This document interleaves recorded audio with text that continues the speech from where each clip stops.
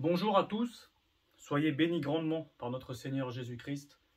Il y en a qui me connaissent, il y en a qui ne me connaissent pas, je m'appelle Grégory, je suis chrétien. Et ce que je vais vous dire, c'est une vision que le Seigneur Jésus-Christ m'a mis à cœur depuis quelques mois et qui s'est concrétisée ce dimanche qui vient de passer. Depuis des mois, le Seigneur me met des songes, comme quoi il va y avoir de gros changements dans l'Église. Qu'il va y avoir beaucoup de choses qui vont faire que l'Église va changer. Aujourd'hui, nous sommes sous un format de l'Église qui n'est pas dans le cœur de Dieu. Vous savez pourquoi? Parce que tout simplement, dans nos églises, il y a la division, dans nos églises, il y a l'orgueil, dans nos églises, il y a la méchanceté, le jugement, la condamnation. Et le dessein de Dieu, c'est l'unité. Le Seigneur m'a fait comprendre que depuis 2 ans maintenant, le Covid a commencé, Dieu a permis le Covid, Dieu a permis le confinement, afin que son peuple revienne à ses pieds, dans la prière, dans le jeûne. Et le Seigneur s'est réjoui pendant les mois que nous avons passés dans le confinement en France. Je ne parle uniquement que de ce qui va se passer en France. Ce qui va se passer après, c'est pour plus tard. Mais la base du réveil sera en France. Le Seigneur était dans la réjouissance à voir son peuple, à le chercher. Parce que ses enfants l'ont cherché. Et le Seigneur, depuis que toute cette histoire est finie de confinement, n'est pas d'accord avec ce qui se passe. La parole nous dit que Dieu est lent à la colère. Mais néanmoins, même s'il est lent à la colère, il reste très déçu de son peuple. Parce que beaucoup ont continué à le chercher. Mais encore plus de personnes ont arrêté de le chercher. Du moment que ces enfants ont pu remettre les pieds dehors, du moment que ces enfants ont pu reprendre leurs activités, ils ont repris le chemin qu'ils avaient avant le confinement.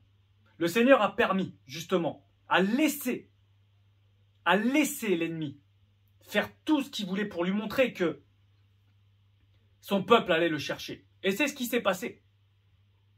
Mais du moment que la restriction a été levée, la plupart de ces enfants est retourné dans les choses qu'ils faisaient avant.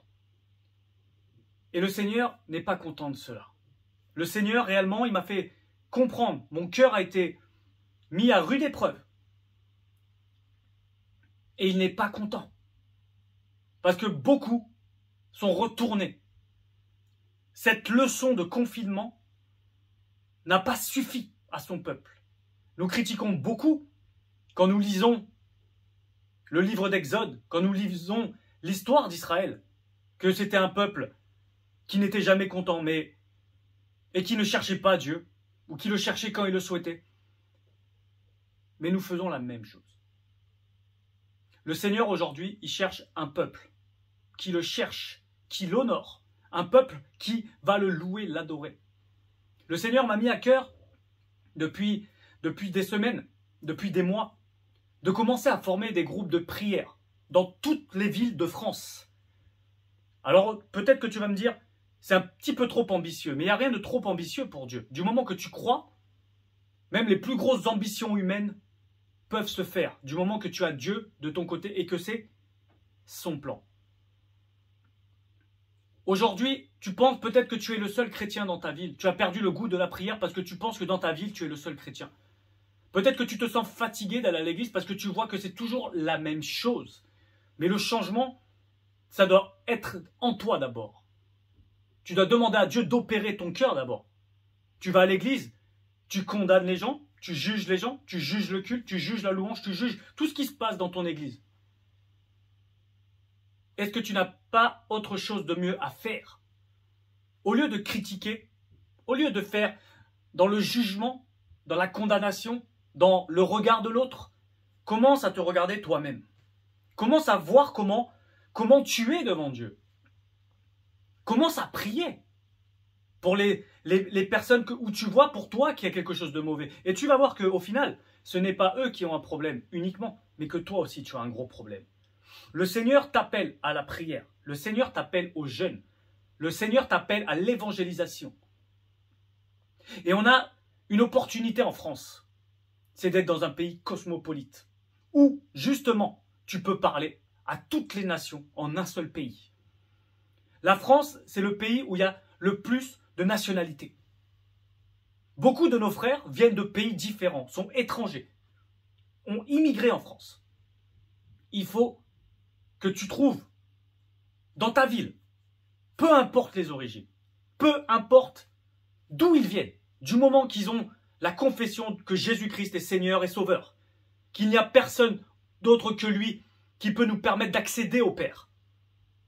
Aujourd'hui, le Seigneur m'a fait comprendre encore plus, depuis des semaines, comme je vous disais, depuis des semaines, le Seigneur me fait comprendre qu'il faut mettre en place des prières dans nos villes. Tu n'es pas le seul chrétien dans ta ville. Tu n'es pas le seul chrétien dans ton quartier. C'est pour cela que le Seigneur m'a fait comprendre qu'il fallait mettre en place dans nos villes, dans ma ville, dans ta ville, des systèmes pour se retrouver entre chrétiens. Pas pour parler de religion, pas pour parler de doctrine, pas pour parler de notre église ou de faire une promotion de notre église, mais pour que nous puissions prier par la puissance du Saint-Esprit, par la présence de Jésus-Christ. Parce que nous sommes l'église. Et nous devons être tous un secteur de bénédiction et de compassion, un secteur de prière, un secteur de la grâce de Dieu qui coule en nous. Si tu es prêt à être un fil conducteur dans la prière, alors rejoins le mouvement de prière. Commence à scruter, commence à chercher, sois force de proposition, cherche des frères et sœurs qui habitent dans ta ville afin de pouvoir prier pour le maire, pour prier pour le conseil municipal, la police, les pompiers, le cœur médical, le cœur enseignant, pour prier pour les écoles, là où vont tes enfants. N'attends pas que quelqu'un d'autre prie à ta place. Toi, prie pour l'école de tes enfants. Prie pour le collège de tes enfants. Prie pour le lycée de tes enfants. Prie pour l'université de tes enfants. Prie pour les entreprises, là où il y a des employés chrétiens qui y vont. Prie pour tout cela. Notre rôle, ce n'est pas d'amasser des richesses sur terre. Notre rôle en tant que fils de Dieu, ce n'est pas d'amasser du bien matériel. Parce que ça va passer. Notre rôle en tant que fils de Dieu, c'est d'amener sa présence. C'est d'amener sa présence à travers nos prières. À travers nos prières, nous allons protéger nos villes. Nous allons protéger nos enfants. Nous allons protéger nos semblables. Nous allons protéger. Toutes les attaques de l'ennemi ne vont pas nous atteindre si nous sommes tous unis dans la prière, dans le jeûne. Alors c'est pour ça, mon frère, ma sœur, que nous mettons en place ce projet de grande envergure pour le monde, mais pour moi, c'est un projet qui vient de Dieu. Il n'y a pas de petit ou de grand projet pour Dieu, parce que Dieu, en un claquement de doigts, tout peut se faire. Parce que c'est un Dieu de miracles, un Dieu de but, un Dieu de proposition, un Dieu qui ne permet pas que quand il met quelque chose dans le cœur de l'homme, qu'il ne se fasse pas. Parce que Dieu est fidèle dans sa promesse. Dieu est fidèle dans sa promesse. C'est pour cela que nous mettons en place, à partir de maintenant, des prières dans chaque ville. Nous avons déjà tout le programme de fait. Nous allons mettre en place de plus en plus, là où tu habites, pas uniquement là où tu habites, mais là où tu es né aussi. N'oublie pas là où tu es né. N'oublie pas tes racines. Moi, j'habite en Île-de-France. Je dois prier pour ma ville en Île-de-France. Je suis né dans le sud de la France. Je dois prier pour la ville là où Dieu m'a fait naître, pour être de bénédiction. Si toi, tu ne le fais pas, si nous ne le faisons pas, qui va prier à notre place? Alors, mon frère, ma sœur, à travers cette vidéo, le Seigneur m'a fait comprendre une chose de pourquoi il me faisait faire toutes ces manœuvres dans la prière et dans le jeûne. C'est tout simple. Comme je vous disais tout à l'heure en préambule, le Seigneur n'est pas content de tout ce qui se passe. N'est pas content du cœur qu'il y a dans l'Église. Beaucoup, Seigneur, beaucoup le clament de la bouche, mais leur bouche n'est pas alignée avec leur cœur. Quand ta bouche est alignée avec ton cœur et que ton cœur est aligné avec les cieux, là tu touches son cœur. Le Seigneur appelle à l'unité du corps du Christ. La tour de Babel, on va prendre juste cet exemple, la tour de Babel. Ils étaient tous unis et Dieu a vu que leur cœur était mauvais. Et afin qu'ils ne touchent pas les cieux, afin de prétendre qu'ils sont comme Dieu, Dieu a confondu toute leur langue, afin qu'ils ne se comprennent plus. Nous devons prendre le parallèle, que nous avons le Saint-Esprit, nous avons le même discours, nous avons le même langage, nous avons le Saint-Esprit en nous. Mais ce qui nous manque, c'est l'unité. Mon frère, ma sœur, soyons dans l'unité. Si nous voulons toucher les cieux, ce qui signifie toucher le cœur de Dieu, ensemble, il faut que nous soyons dans l'unité. C'est pour ça que le Seigneur appelle à l'unité du corps du Christ, afin de prier, d'évangéliser, de jeûner ensemble. Peu importe l'église d'où tu viens. Dieu n'en a rien à faire de l'église d'où tu viens. Dieu n'en a rien à faire de ton titre. Dieu n'en a rien à faire de toutes ces choses-là. C'est l'homme qui a mis ça en place, les titres. C'est l'homme qui a mis en place le nom des églises. Le Seigneur, ce qu'il veut, c'est le cœur de chacun.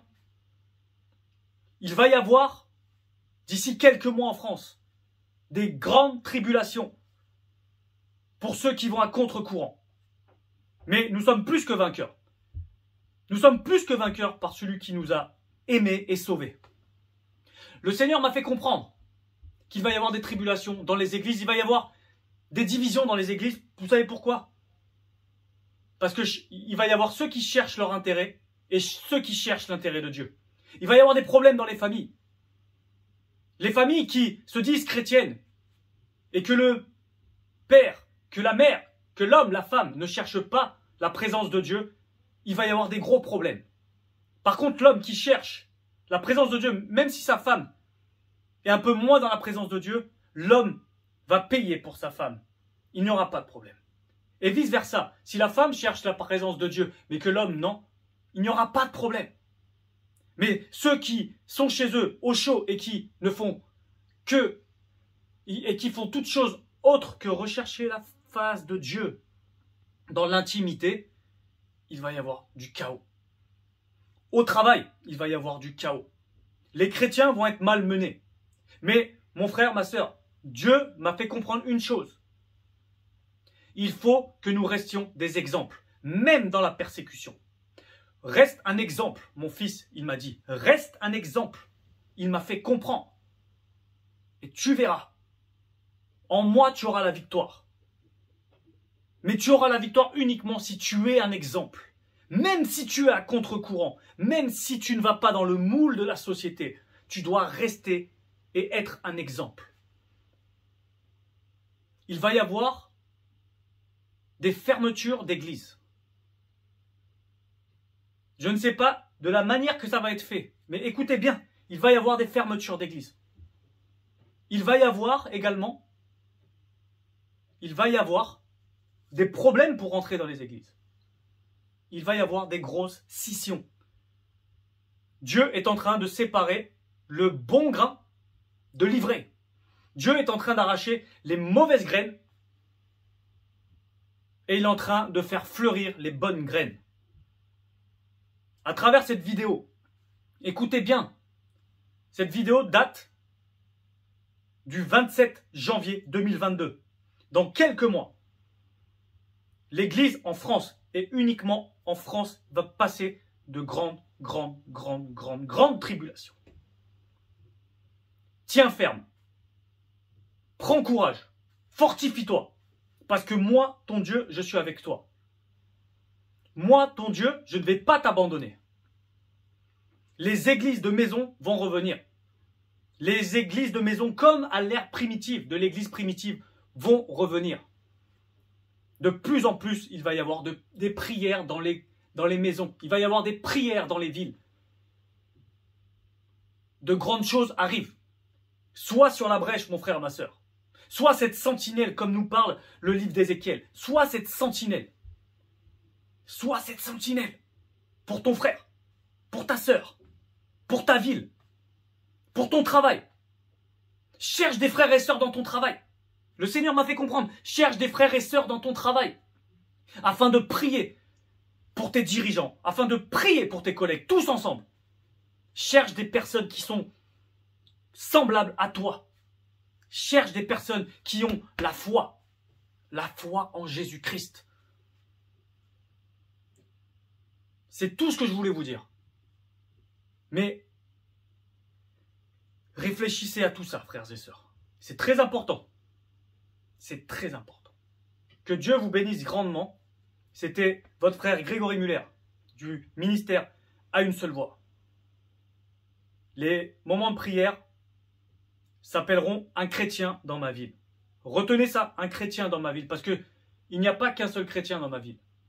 Mais il faut que le monde sache qu'il y a un chrétien dans ma ville qui prie pour ma ville. Que Dieu vous bénisse et je vous dis à très vite dans la prière, dans le jeûne et dans l'évangélisation de nos villes. Soyez bénis grandement.